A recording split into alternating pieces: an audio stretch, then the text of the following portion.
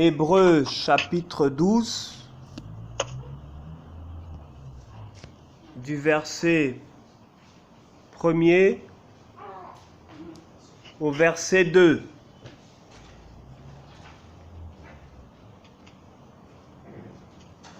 Je lis la parole du Seigneur.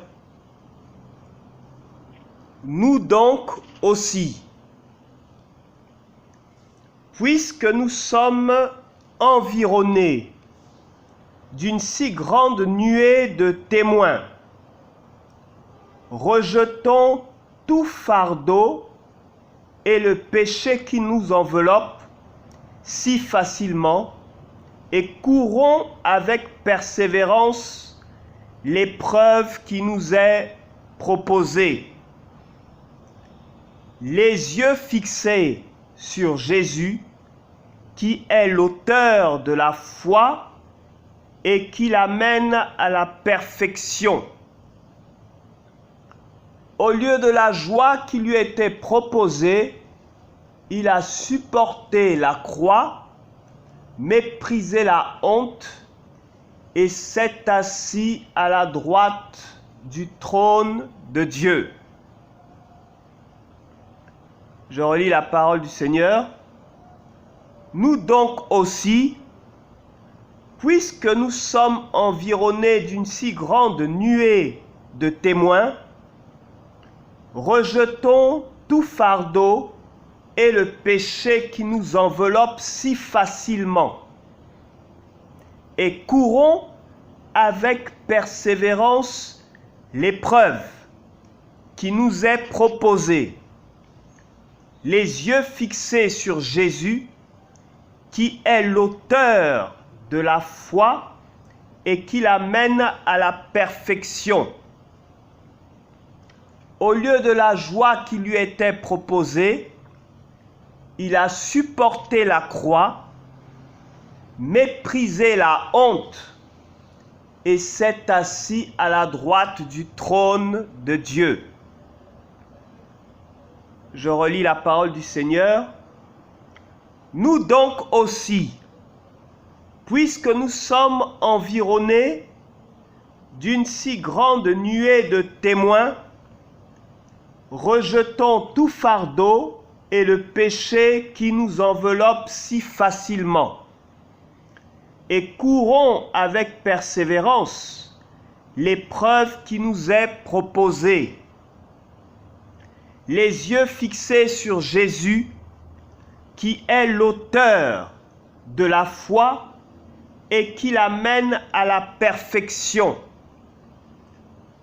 Au lieu de la joie qui lui était proposée, il a supporté la croix, méprisé la honte et s'est assis à la droite du trône de Dieu. Amen.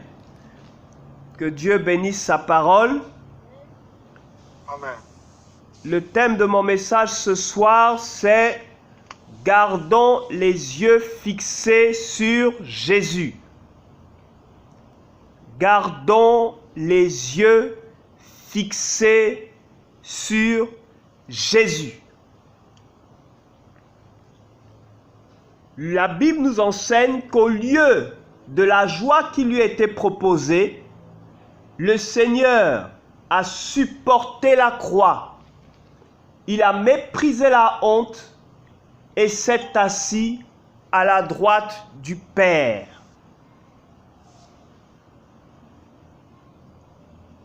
Il a été rejeté, il a été persécuté, on lui a craché dessus, on l'a dépouillé, on l'a déshonoré, on l'a traité de tous les noms. Peut-être ont-ils insulté son père, insulté sa mère, insulté ses frères, insulté ses sœurs, rejeté, humilié. Il n'a point dit un mot, il ne s'est pas défendu, comme un mouton qu'on amène à l'abattoir. Il est allé en sacrifice, mourir pour nous à la croix, afin que nous soyons sauvés, afin que nous soyons mis à part que nous ayons une alliance avec le Seigneur, que nous puissions nous retrouver ce soir ensemble pour prier, pour communier avec lui. Il a donné sa vie. Il a regardé au plus important. Il a regardé à sa mission. Sa vision était fixée vers le Père.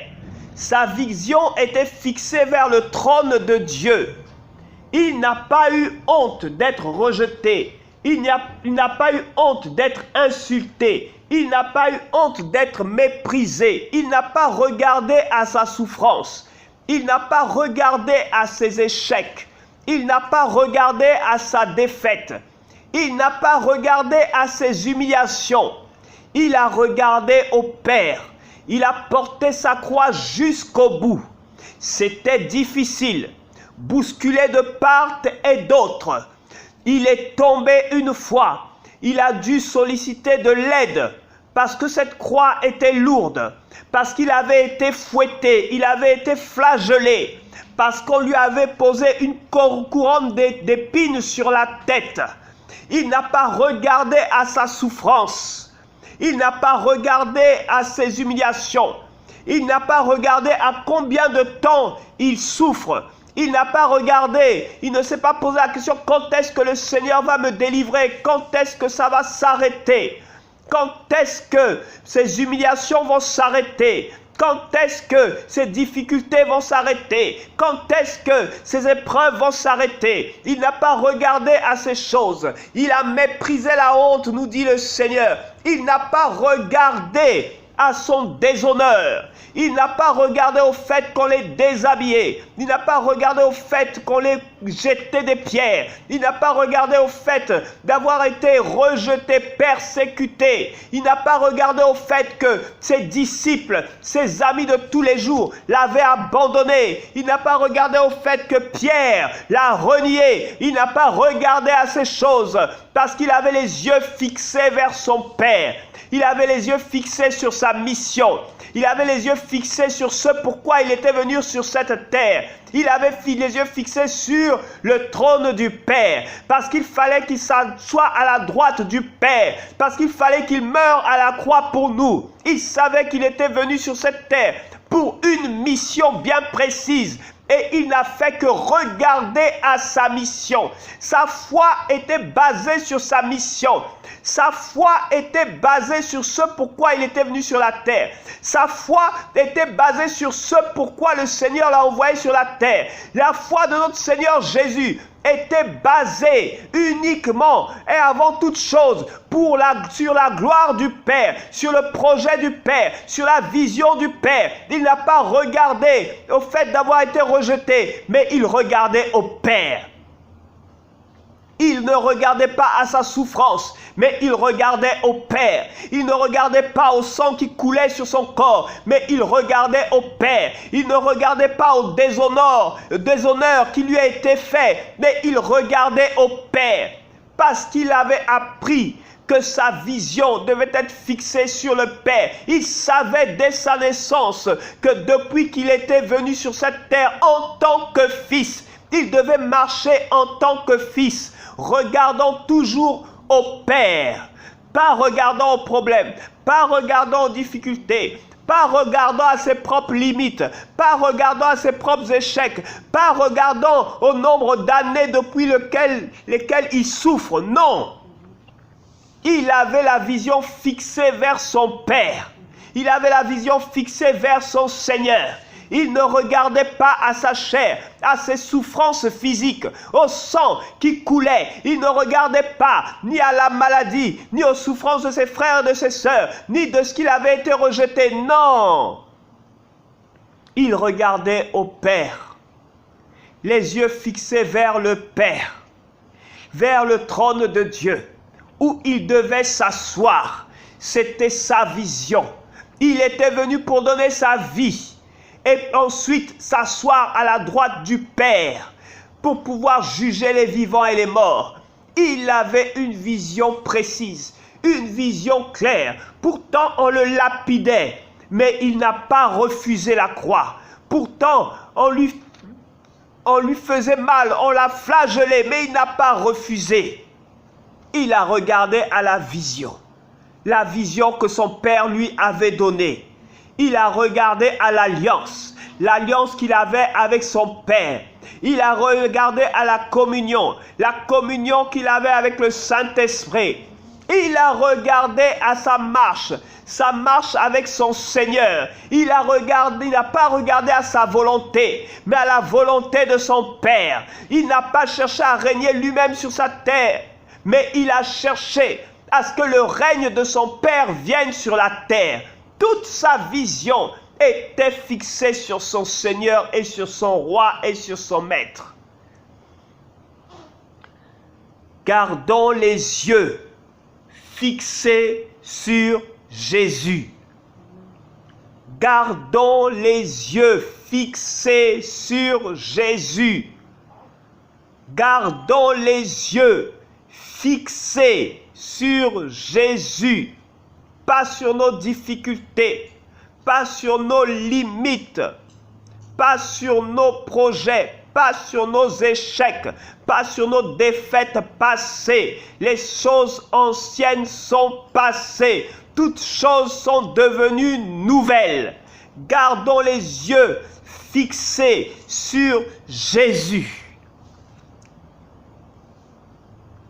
Pas sur notre argent, pas sur nos propres capacités, pas sur notre rang social. Gardons les yeux fixés sur Jésus. Pas sur ce que notre poste peut nous procurer, pas sur ce que nos relations peuvent nous procurer, mais gardons les yeux fixés sur Jésus. Jésus qui ne déçoit jamais. Jésus qui est toujours au rendez-vous. Jésus qui n'oublie pas ses enfants. Jésus qui n'abandonne pas ses enfants. Jésus qui ne délaisse pas ses enfants. Il arrive toujours au temps fixé. Gardons les yeux fixés sur Jésus. Cette parole s'accomplira et elle s'accomplira certainement. Cette vision s'accomplira et elle s'accomplira certainement. Ce que ton Dieu t'a promis s'accomplira et s'accomplira certainement. Cette porte dont il a dit qu'elle va s'ouvrir, elle s'ouvrira et elle s'ouvrira certainement. Cette maladie dont il a dit que tu vas guérir, tu guériras et tu guériras certainement.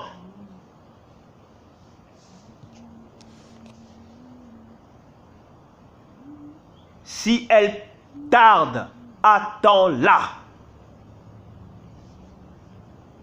Si elle tarde, attends-la. Ton Dieu est fidèle. Ton Dieu est vivant. Il n'abandonne pas ses enfants. Garde les yeux fixés sur Jésus. Garde les yeux fixés sur Jésus, comme Joseph a gardé les yeux fixés sur Jésus. Il était sa seule espérance. Après avoir été rejeté par ses frères, après avoir été vendu comme esclave, après avoir travaillé en terre étrangère comme esclave, il est resté fidèle à la loi de son Dieu. Jésus était sa seule espérance. Il n'avait aucun bien, il n'avait aucune réussite, mais il était fidèle à son Dieu. Il n'a pas voulu se corrompre avec la femme de Potiphar.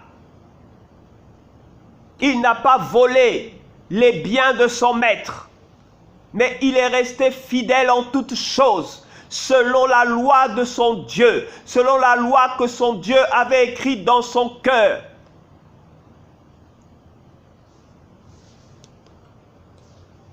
Les yeux fixés sur Jésus. Il a été jeté en prison de façon injuste pour un faux motif. Mais ça ne l'a pas rendu rebelle contre Dieu. Ça ne l'a pas amené à murmurer contre son Dieu. Ça ne l'a pas emmené à rétrograder. Ça n'a pas créé une crise de foi dans sa vie. Il a gardé les yeux fixés vers Jésus. Il n'a pas regardé aux chaînes de la prison. Il n'a pas regardé au fait d'être enfermé. Il n'a pas regardé aux chaînes de l'esclavage dans sa vie. Il a gardé les yeux fixés sur Jésus, comme n'étant pas esclave, comme n'étant pas en prison, comme n'étant pas diminué, comme n'étant pas dans l'humiliation, dans le manque. Il a gardé les yeux fixés sur Jésus. Sa vision était Jésus, parce que Jésus était sa seule espérance. Sa seule espérance. Il n'attendait le secours d'aucun homme en tant qu'étranger, en terre étrangère. Il n'attendait le secours d'aucun parent en tant qu'esclave en terre étrangère.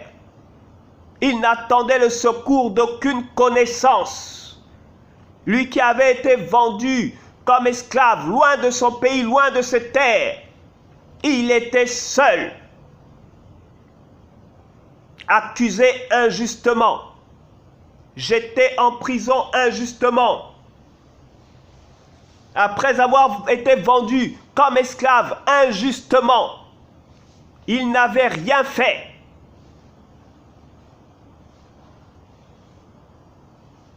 Mais il est resté attaché à son Dieu.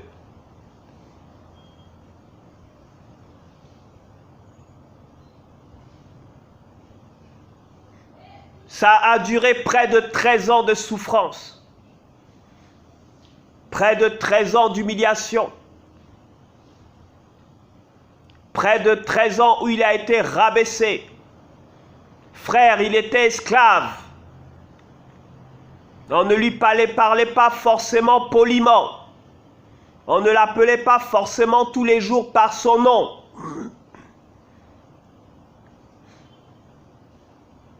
On n'avait pas non plus l'obligation de lui donner à manger tous les jours.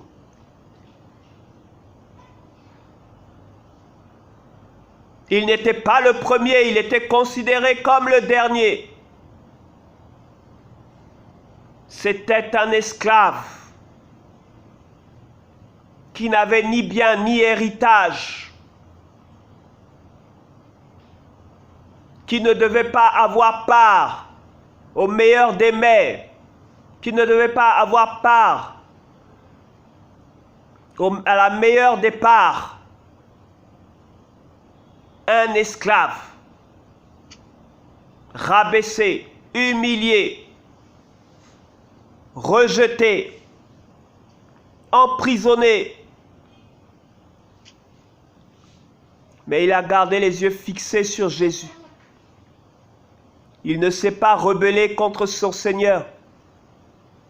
Il n'a pas rétrogradé, il n'a pas renié la foi. Il n'a pas dit « je suis fatigué, oh je suis fatigué, mon Dieu, je suis fatigué. Je ne vais plus à l'église, je suis fatigué. Je prie, j'ai l'impression que Dieu ne m'entend pas, je laisse tomber, je ne vais plus prier. À quoi cela me sert-il? Je vais trouver une autre solution, je vais me battre, je vais m'en sortir par moi-même. J'ai essayé la prière, ça n'a pas marché. J'ai essayé Dieu, ça n'a pas marché. Je suis allé voir le pasteur, il a prié pour moi. Jusqu'à présent, je ne suis pas exaucé, je ne vois aucun résultat. J'ai abandonné telle ou telle chose pour toi, Seigneur, mais depuis, tu ne m'exauces pas. Tu m'as demandé de marcher dans la sanctification, j'ai commencé à marcher dans la sanctification. Mais pourtant, je ne vois rien dans ma vie. Joseph a gardé les yeux fixés sur Jésus. Pas sur sa souffrance. Pas sur ses humiliations. Pas sur ses défaites. Pas sur ses échecs. Mais il a gardé les yeux fixés sur Jésus. Parce que lui seul est l'auteur de la foi. Et lui seul peut l'amener à la perfection. Les yeux fixés sur Jésus. Si tu regardes à tes problèmes, si tu as les yeux fixés sur tes problèmes, ta foi diminue. tu regardes les yeux fixés sur ta situation d'instabilité conjugale, ta foi diminue.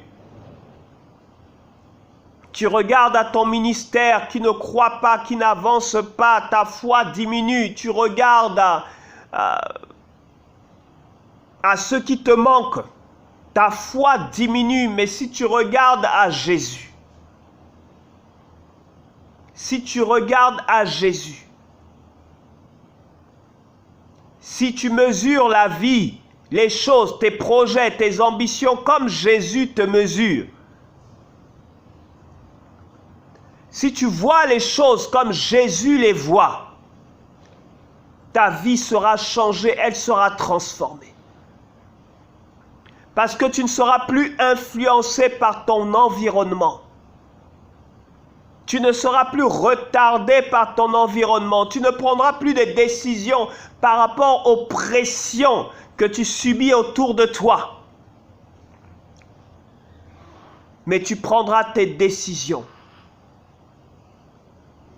les yeux fixés sur Jésus, en fonction de ce qu'il te montre, en fonction de ce qu'il t'enseigne, en fonction de ce qu'il te dit, en fonction de ce qu'il te promet. Les yeux fixés sur Jésus. Les yeux fixés sur Jésus. Gardons les yeux fixés sur Jésus, afin de prendre les bonnes décisions en tout temps. Pas pour faire plaisir à un homme, ni pour faire plaisir à une femme, mais pour faire plaisir au Seigneur Jésus-Christ de Nazareth. Gardons les yeux fixés sur Jésus. Fixés sur le Seigneur. Il a dit à cette jeune femme qui avait perdu son frère Lazare,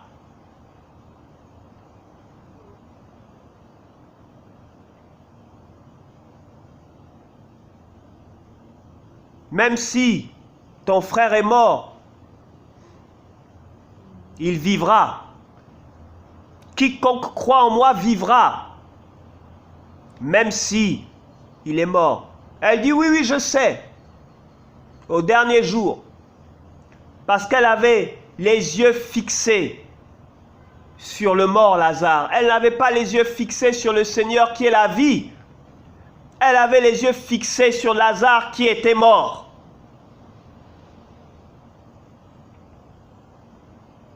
Roulez la pierre. Seigneur, il sent déjà. Il est mort. Il sent. C'est le 4e jour. Il n'y a plus de possibilité. Tout est fini. Nous avons fait la veillée, nous l'avons enterré, ça fait 4 jours, c'est terminé. Comment un homme qui a fait 4 jours dans un tombeau, 4 jours au cimetière, peut-il ressusciter? Enterré dans un cercueil. Lazare a été placé dans son tombeau, dans cette pierre qui a été travaillée, cette grotte, on l'a mis, on a roulé la pierre. Comment, après 4 jours, un homme mort, dont le corps sent déjà, pouvait-il ressusciter?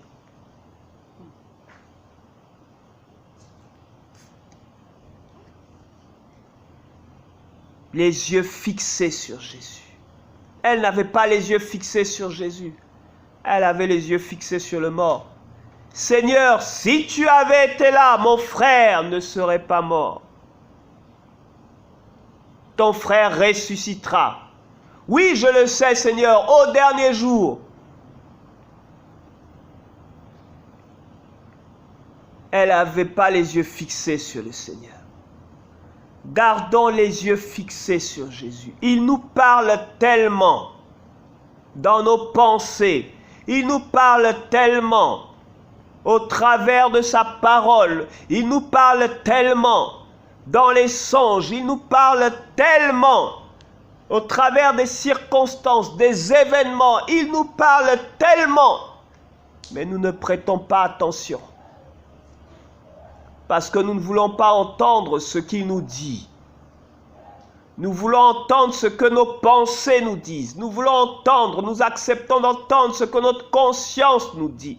Nous acceptons d'entendre les conseils de ceux que nous voyons, les conseils des amis, les conseils des parents. Mais les conseils du Seigneur ne cadrent pas avec notre manière de voir, notre manière de penser. Alors nous n'entendons pas, pourtant Dieu parle. Et on dit le Seigneur ne parle pas alors qu'il parle. On dit le Seigneur m'a oublié alors qu'il parle. Et comme nous ne regardons pas les yeux fixés vers lui, nous ne pouvons pas recevoir cette parole. C'est lui qui est l'auteur de la foi. En dehors de lui, il n'y a pas de foi. Si nous ne gardons pas les yeux fixés vers notre Seigneur, comment notre foi peut-elle produire? Comment notre foi peut-elle tenir ferme? Comment notre foi peut-elle grandir? Comment notre foi peut-elle conquérir? Comment notre foi peut-elle remporter les victoires, relever les défis? Comment notre foi peut nous faire rentrer dans notre bénédiction si nous ne regardons pas les yeux fixés vers le Seigneur Jésus?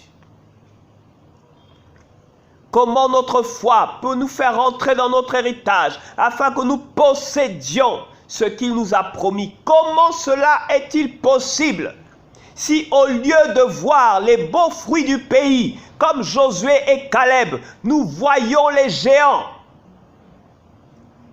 Nous avons parcouru le pays. Il est grand et il est beau. Mais il y a des géants, il y a des fils d'Anak. Voici que les portes sont fermées. Voici que je n'ai pas d'argent. Voici qu'on ne me connaît pas. Voici que je n'ai aucune relation. Comment vais-je faire pour trouver ce financement? Comment vais-je faire? Qui pourra financer mes études? Comment vais-je faire? Je ne travaille pas. Qui pourra m'aider? Qui pourra me soutenir? Comment vais-je faire? Je n'ai pas les moyens, je n'ai pas d'argent, mes enfants sont malades. Comment vais-je m'y prendre? Il regardait aux géants. Non, pas question. Si nous rentrons dans le pays, ils vont nous terrasser, ils vont nous renverser. Si je me lève par la foi, oh, je serai humilié, on va me prendre pour un fou. Ils ont regardé à leurs difficultés, ils ont regardé à leurs limites, ils ont regardé à leurs échecs.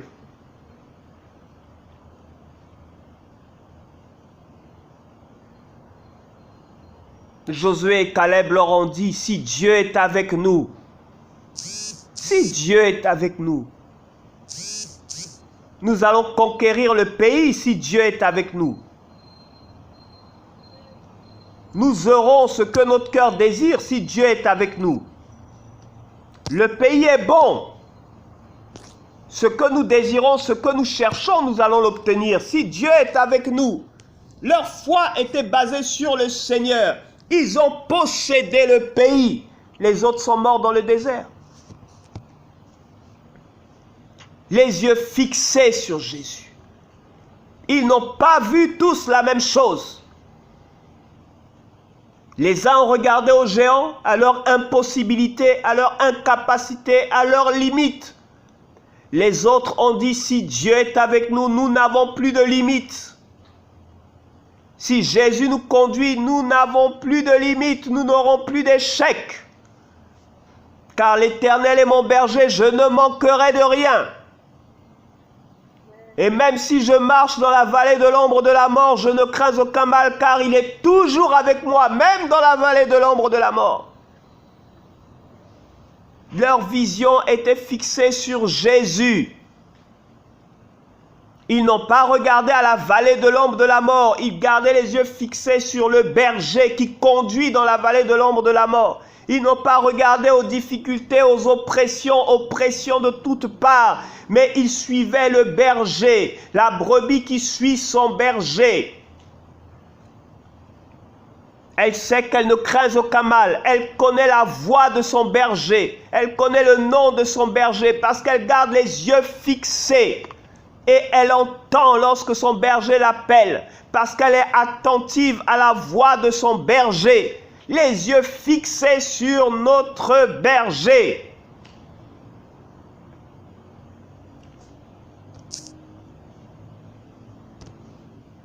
David n'a pas regardé au géant à la taille de Goliath. Les autres ont eu peur, ils ont été paralysés par la peur. Saül, son fils, Jonathan et tout Israël a été paralysé par la peur devant Goliath. Pendant 40 jours, ils n'ont point bougé le petit doigt parce qu'ils étaient effrayés. Goliath était trop grand. Comment vais-je faire dans cette situation? Que puis-je faire? Qui va me délivrer? Qui va m'aider? Qui va me soutenir?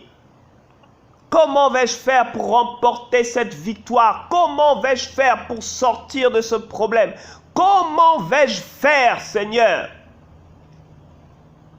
Ils étaient paralysés par la peur pendant 40 jours et 40 nuits. Cet homme a insulté Israël, il a insulté leur Dieu, il a insulté Israël, il a insulté leur Dieu. Il les a traités de tous les noms. Chaque matin, il sortait pour les insulter jusqu'au soir, il retournait au camp.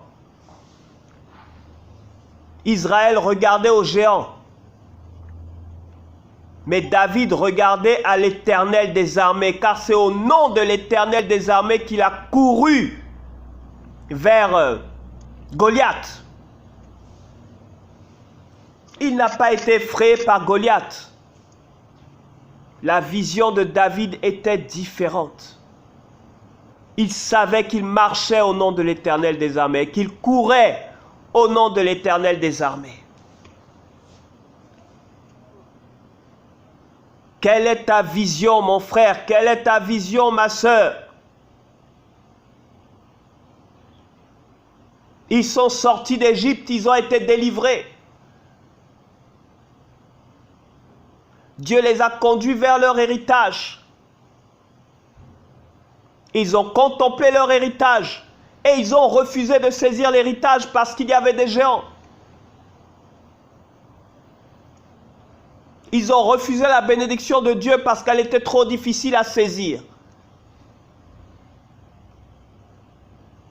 Ils ont refusé la volonté de Dieu parce qu'elle était trop difficile à suivre. Ils ont refusé la direction du Seigneur parce qu'elle ne cadrait pas avec leur manière de voir. Elle ne cadrait pas avec leur raisonnement. Elle ne cadrait pas avec leur éducation. Elle ne cadrait pas avec ce à quoi ils aspiraient, avec leurs ambitions. Alors ils ont refusé la volonté du Seigneur. Ils ont refusé le sacrifice à faire pour obtenir ce que Dieu a promis. Ils ont refusé l'épreuve et ils sont morts dans le désert.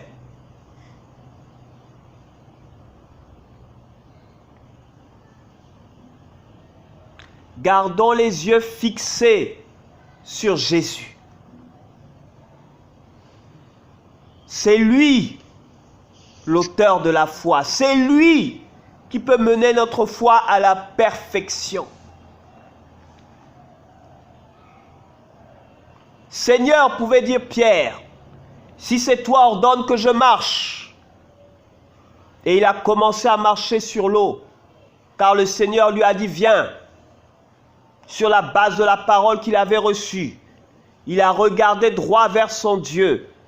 Sur la base de la parole de son Seigneur, il a commencé à marcher sur l'eau. Mais lorsque le vent a soufflé, alors là, il a regardé ailleurs. Il a regardé à la force du vent. Il a regardé à la vitesse du vent. Il s'est rendu compte qu'il était sur l'eau et que normalement un homme ne peut pas marcher sur l'eau. Il a regardé derrière lui, il a vu que la barque était éloignée. Il a regardé un petit peu devant, il a vu que le Seigneur était éloigné. Il a commencé à paniquer parce qu'il a regardé à son environnement. Il a regardé à comment les autres font. Il a regardé à comment les autres vivent. Il a regardé à comment les autres s'en sortent. Sauf au Seigneur Jésus-Christ de Nazareth.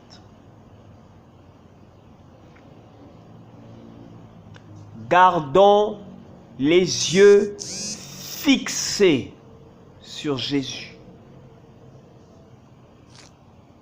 qui est l'auteur de la foi et qui l'amène à la perfection. Que Dieu bénisse sa parole, qu'elle nous fasse du bien, qu'il nous fasse grandir dans la connaissance de sa parole, qu'il nous bénisse et qu'il garde lui-même aussi nos yeux fixés vers lui. Il est notre Dieu.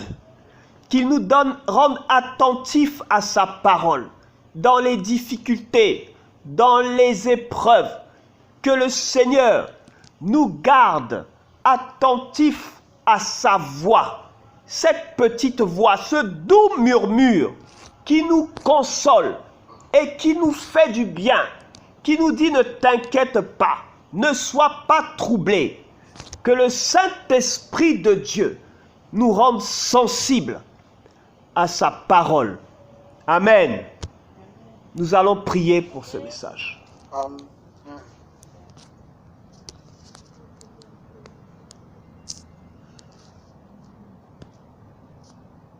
Seigneur, notre Père et notre Dieu,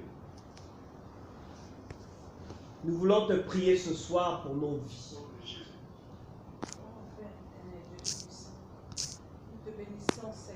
Père, c'est vrai.